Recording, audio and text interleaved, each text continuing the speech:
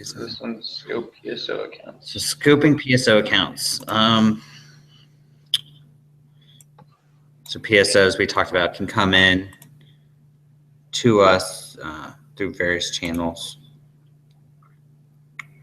I'm just going to try to find some examples here.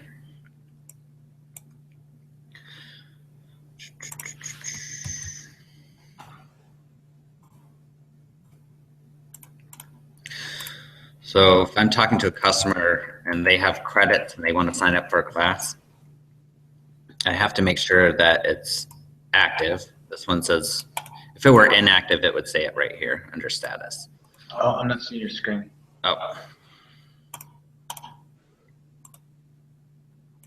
That would help. So I just grabbed a PSO account number for an example. And I pull it up in MyLearn. It tells me the ID, the type of credit, and here it says partially redeemed. As long as that doesn't say inactive, which would be in red, I'll show you an example. The credits can be pulled from. The account just needs to be scoped. So what we can do is talk to the account coordinator, who is Rick. Presumably we're having conversations with Rick and we have an education plan. He has the scope set to named users on the account. So that makes the registration process really hard. You have to use both the external site and the internal site to complete the enrollment. There's a couple different ways you can scope it. So what are the scoping options there? I'll show you. So what most of our reps will do is say, Rick, send me or reply to this email saying I have permission to pull credits from your account, and that'll allow me to scope a passcode. And then they'll say, James, I need a passcode for account 7153077, and then I'll go in as Rick and set it to a passcode. I would love them to spend time walking the account coordinator through how to do this themselves, but it's a long process. It can be difficult to explain. So this just kind of simplifies it and shortens the sales cycle. So help me just make sure I get this right. So we've already have a PSO account. Yep. And what we're doing here is going in on behalf of the account coordinator into MyLearn and scoping that account coordinator's account so that way students can enroll. So we can enroll students. So ESG can enroll students on behalf of the account coordinator. Yep. Okay. Yep. So I'll get usually an email. I'll say account coordinator approval below. Here's the account number. I need a passcode. And so from there, I go into the account, find the email address for the account coordinator, drop that in here, hit properties, and impersonate. Okay, so it's the first time I've seen this. So it says now impersonating Rick Belezzi. Go to payment accounts. Here's the credit account. I'm going to click edit. And the access control or scope is named users, and I want to click edit. And you can do named users, named domains, which is probably the least secure, or a passcode. And we always do a passcode. So on the other two, named users and named domains, does the MyLearn take you through other wizards to scope? We're just, as a process, recommending passcode because it's the whatever. It's the most secure. Okay. So if I do passcode, click continue. It's as easy as entering a passcode and clicking save. So we'll pretend that's completed. I'll hit exit impersonation. And the passcode there comes from, this is the one, I think I've asked you this before. I usually set just the standard passcode. It's pretty uniform, and we might change it, every so often. But it's really up to me. And most of the credit accounts, we're burning up the credits right then, so it doesn't matter. Okay, I think on an earlier video, the passcode was set per account. Is that a true statement, or did I get that wrong? What do you mean? So like for each TID, you have a different passcode.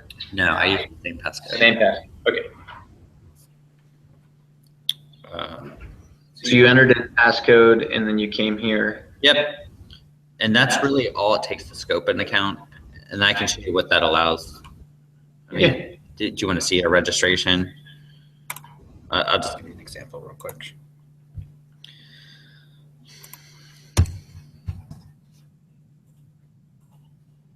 What is Fast Track? It's just a course name. I'm just trying to get to any class I can do a registration against. Just kind of give you an idea of what we're doing.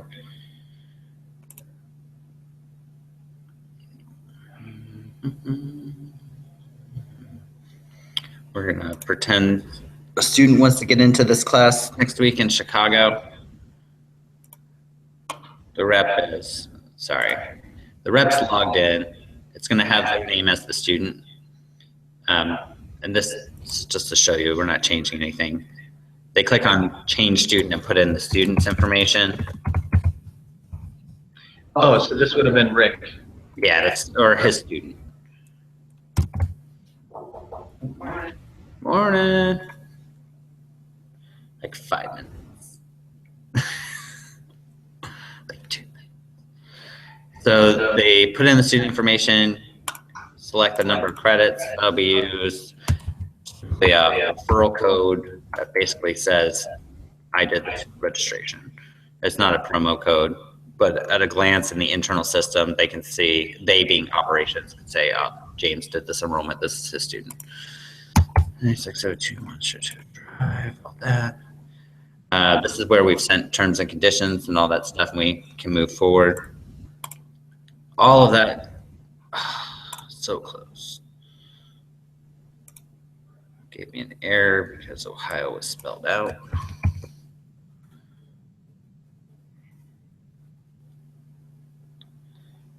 Okay, all that, this person's now holding space in the class, but they haven't paid. We have to apply the credits. So at the bottom of their enrollment, you put in, I forget what number we used, just pretend it's this, and the passcode that we set.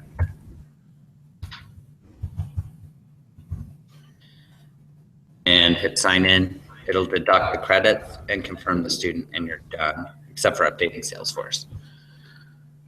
If we didn't do that, and say I was a named user, I'd have to go back into this system, pull up the student this time, go under records, and their pending payment, and go here. This is the payment screen. Oh, you're saying if you didn't immediately burn the credits. If I didn't scope it or change it to a passcode, I'd have to do this and assume that student Jamie Canner is a named user with that email address I used for the enrollment, and I would be able to pull credits from that account in the next screen if it loads. And if not, then I have to go back to the account coordinator and start over and rescope it anyway. So if we get an account coordinator and they're ready to move forward, if we can just scope it or get permission to scope it, it just makes everything work a lot smoother. So if I was a named user on the account, right here, or right here, there'd be another box with the account number, and it would tell me or ask me how many credits I want to pull from that account. Okay. But the account coordinator may have used my business email, and I'm registering under my personal email, so it's not recognizing me as a named user. That's just, there's lots of different reasons. But if I had a passcode, even here, I wouldn't have to go here. I could do the same thing. So then the credit, account number, passcode, and you're done. So that's really it. So in future state, I'd like somebody else to set the passcode. And scope it and go through this process, right?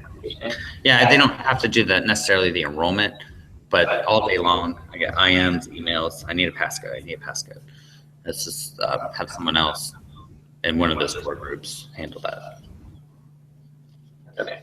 Yep.